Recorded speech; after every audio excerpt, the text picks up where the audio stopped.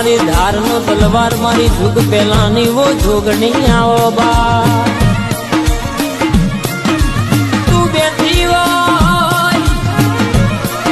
તો ખૂણ ઉભા રહેવાના ખૂણ બેહી ખાવાના વારાના આવો માં આવજે મારી બત્રી બોલના સત્રી ભાતના જવાબો મલકની વાતો પાડ પાડનારી પેઢીઓની વાતો બનાવનારી મારી